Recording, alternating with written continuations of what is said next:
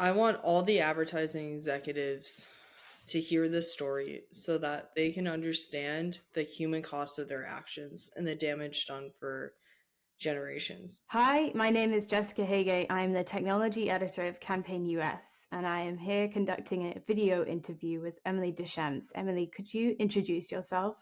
Yeah, my name's Emily Deschamps and I work in advertising. The reason we're conducting this interview today is because you did a post on LinkedIn talking about your personal experience with the opioid epidemic off the back of a lawsuit that happened within the advertising industry.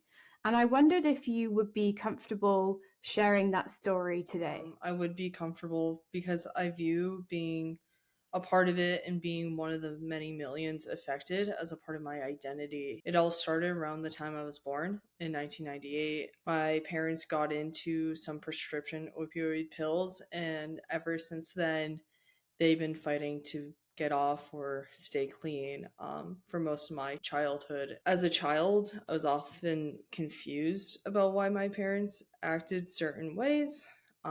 Why did they sleep so much? Why were they grouchy? And as I got older, I realized it's due to their battle with opioids and the painful withdrawals that it can incur.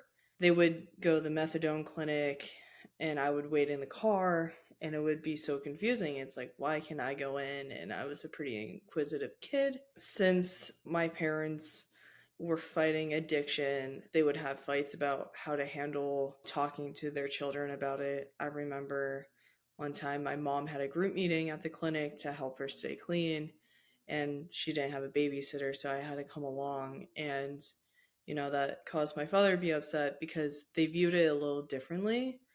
My father thought I shouldn't know anything. My mother was more, she'll find out anyways.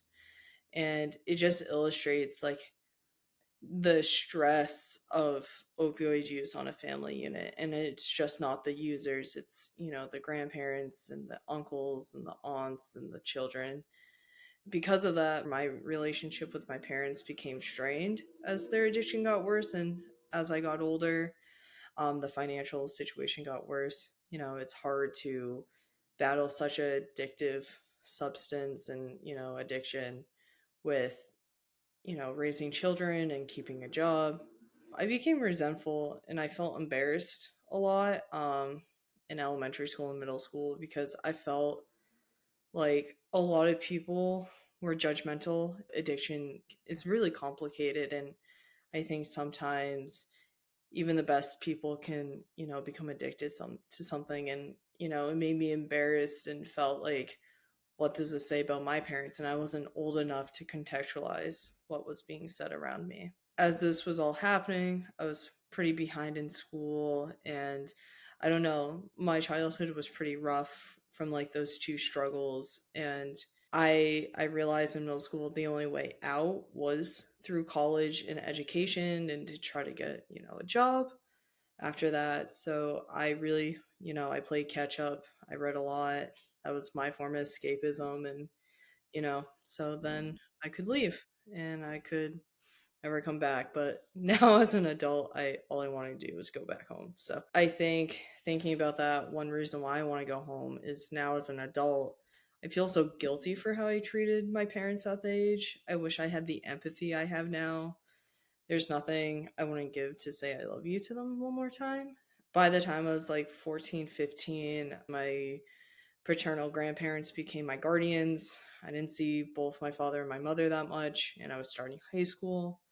And during that first, half of the year in November, my father passed away after consuming fentanyl laced heroin. And I think it's important to note, like, yes, it's not Oxycontin that killed him, but we do know the cycle of addiction, and especially with opioids, people will turn to whatever alternative to combat scarcity and stuff. And by that time, I think there was a lot more regulations and crackdowns. So the fentanyl issue coincided with that. But I remember his funeral, and it really stood out to me. Like, a lot of my friends and community came out. My whole Girl Scout troop went. It was pretty nice, looking back, but obviously I remember a lot more emotion and, crying. And then that day I also saw my grandfather, my paternal grandfather. He was like born in 1938, and that's a different time, and I saw him crying, which was really impactful. Then a few years later, I clearly remember my mom passing away. It was May 2019. I just gotten home from my sophomore year, and my mother called me that Thursday, May 9th, and she got out of rehab again. She was in and out the last couple years. Sometimes I had to drop her off, but this time I was at college. I didn't speak to her for a couple months. There was limited phone calls, so she called me. She was going to go on a trip with her boyfriend at the time, and all I remember is saying, "I love you, have fun," and being disappointed. I didn't see her for a while. Wanted to see her um, quickly. I was, kind of always worried about her. The next day, after my paternal grandfather, who is my guardian, picked me up from UMass, I was only home for about an hour when I got a call from my older sister to meet her at the hospital as soon as possible. But every time you receive a phone call like that, you kind of know, especially after my father, I just knew something was bad. And I just remember driving there with my grandfather to Worcester Memorial and seeing my mom on the bed and all the equipment. And it's just, I remember everything in like really perfect detail. It's like one of those events that you just remember viscerally. And then we had to call her mother, and she had to drive from North Adams, and she didn't get there until 1 a.m. We called her around 11. Um, because they want to take her off of life support. She drove like 2 hours or something like that, and she walked into the room, and I just remember her collapsing on top of the bed and on top of my mother and just crying and crying. And I just remember not knowing what to do. Like, what do you say to someone who's lost their child? Um, you know, I everyone loses their parents, but parents pray that they never lose their child. I just didn't know what to say. I wanted to cry, but I didn't want to take her pain and her moment away. But yeah, my mother passed away the early mornings of that Saturday, May 11th. And yeah, it still makes me cry to this day seeing those reactions of my parents passing because I'm an analytical person. And like I said before, you try to rationalize, and it's natural for parents to die.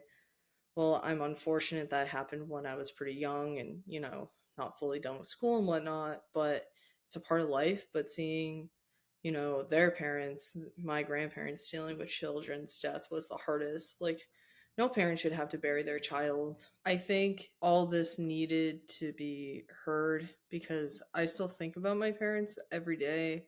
The only overarching theme is that the opioid crisis gave me this pain and this trauma that isn't easily forgotten. It's going to be a part of me the rest of my life. Yeah, I'm so sorry for what happened to you, Emily, and for the pain that it's still causing you to this day. I wonder if you're able to share what drove you to talk about your story publicly. I love to share because for everyone watching or for you during the interview, it's still really hard for me to share my story and about my childhood and my parents. But just seeing that Purdue was still advertising until 2019, it I lost both my parents by that time, and it was well known it was a crisis, and I just felt like that needed to be heard.